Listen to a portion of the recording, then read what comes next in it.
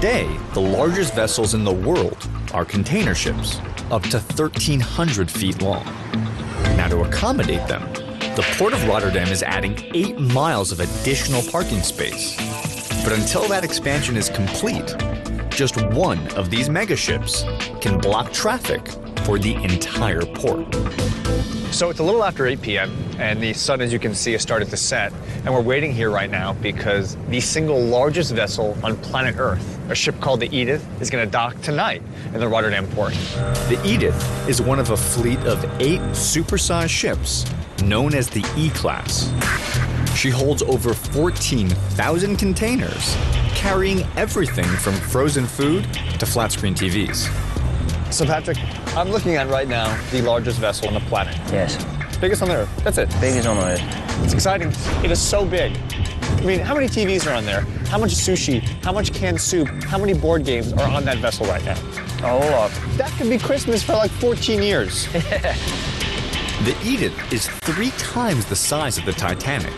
So while she idles in port, smaller ships have to wait outside. When you see the ship up close and you actually get a sense for just how absolutely large it actually is, I mean, it makes the point. That is why you're expanding the port. Yes.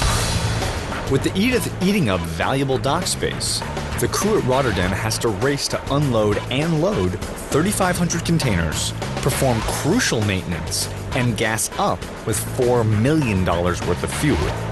Now, for all of that to happen safely, the Edith must first be securely docked or moored to this, a concrete abutment called a quay wall. So Patrick, they're backing the Edith in. How do they actually get her up against the quay wall and start the process? When the Edith lies over here, Yeah. then they're going to pull them horizontally to the quay. And then the longshoremen, your guys, actually tie her up. Yes, that's true. So basically, like when I was 11 and we had a little deck boat and we tied the deck boat to the dock, we're doing that, but we're just doing it to the single largest vessel on planet Earth. Yeah. With a ship this big, secure mooring is crucial. When a ship hits a quay wall, it can rip apart the hull and damage the quay wall, costing millions to repair. Oh, rope's coming out. To tie down the Edith securely, they use ropes that weigh half a ton each. It takes a crew of 20 longshoremen and 2 trucks to get them into place. All right, so what you're looking at right now is essentially the way in which they're going to dock this thing. The large rope has gotten dropped off the ship right there. They're dropping that rope down. So what we're going to do is we're going to take that rope, connect it on the back of a truck, and pull that rope in, letting us get this heavy mooring line on the dock and ultimately lock the ship down right here. Whoa, whoa, whoa. Look out. Here it comes, here it comes, here it comes. And she's on. That's it. That's the first of 12 lines the team uses to moor the Edith. It's one of 4 ropes along the middle that hold it flush against the dock. With these secure, they moor 4 bow lines in the front to keep the ship from drifting backwards, and 4 stern lines in the back to prevent it from moving forward.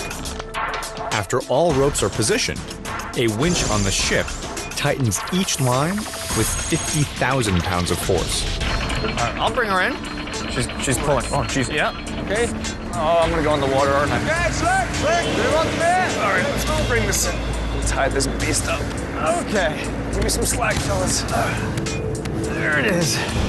Come to Papa. And heave. Pull. We got it. It's moored. Are we done? Do we go home now? We finished? Let's pull over there. More, yeah. You sure it's not gonna float away, the size of this thing, is it? Yeah? The final 4 lines to be connected are the stern lines. Now, to keep them from tangling with the midship lines, Coming over. longshoremen use a mooring boat to drag them to the quay wall. All right, so now we've got control of the boat. We're gonna back her up, get us in position to get the line. All right, going head first or back first? I go head first, then you turn. Got it. All right, going in. A little more power. There we go. Look at this. You know, from this little boat that I'm in right now you understand what I'm talking about. Look at the size of the Edith. We're like an ant next to an elephant right now. All right. Is that about good here, Peter? Yes, very good. All right, so now we're in position. Okay. Did I select the line? A crewman aboard the Edith drops the line from the deck 10 stories above. Be careful that you don't get it in the propeller. My God.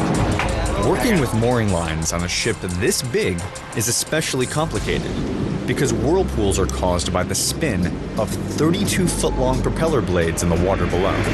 Backing her up, Peter. Little reverse. A little bit more. Going back. Stop! Oh! Got it. He's got the rope. Nicely done, sir. Going in. All right. A little juice here.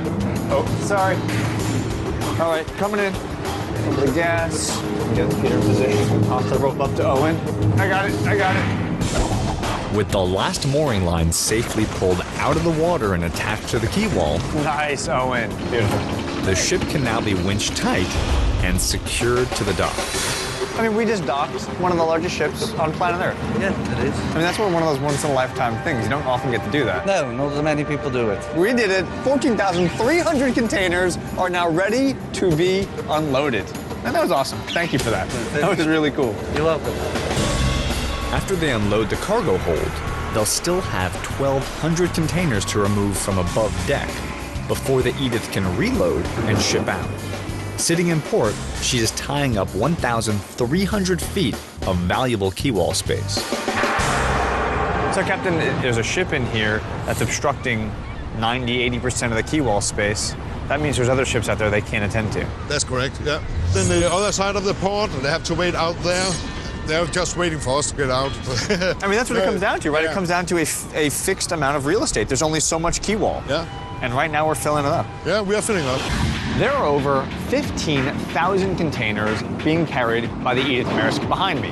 And while it may seem somewhat random, blue there, red there, white there, there's actually an underlying order. And it's all based on geography. What do I mean? Well, that cluster is going to Singapore. That one over there is going to Hong Kong. That chunk is bound for Louisiana. And that right there, that's for here in Rotterdam.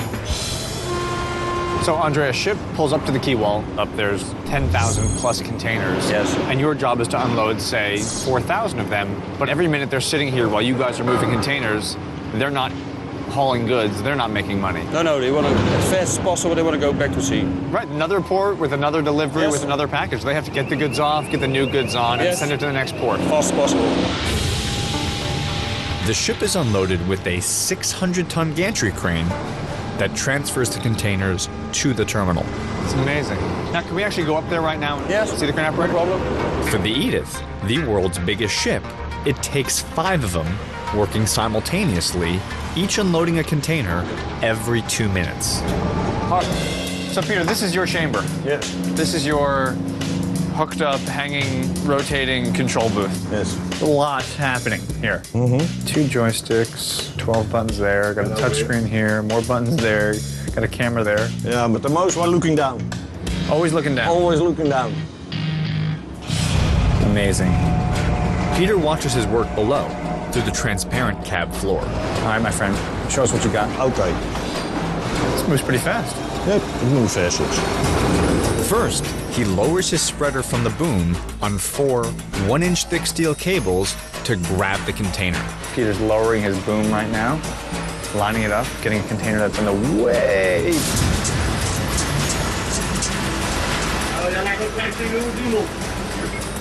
Inderdaad. That was cool, that was normal. Ja, okay. Oh, you got it? Yes.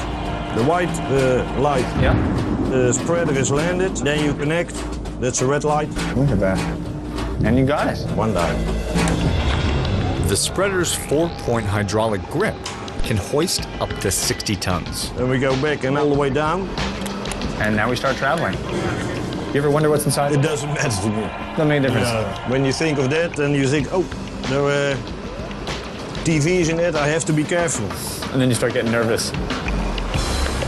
Peter moves the container 40 yards down to the base of the crane, where it'll get picked up and moved to the stacks. Look at that. Wow. 41 tons. That's the load of this piece right here? Yes. 41 tons? Yes. So this is probably not stuffed animals. Peter and his fellow crane operators have moved 180 million pounds of goods to the terminal.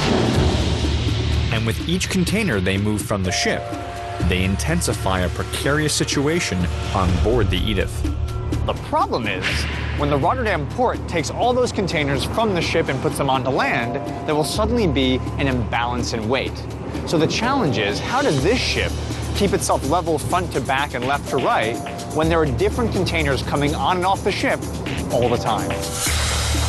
The Edith uses a system of 31 ballast tanks to offset shifting loads topside. As containers are removed from the deck, the ballast tanks beneath take on water, maintaining a balanced load and leveling the ship. We can correct everything with the ballast water. If not, you'll find that you can see the bow moving by itself compared to this. Just from the weight of the containers. That's correct, yeah.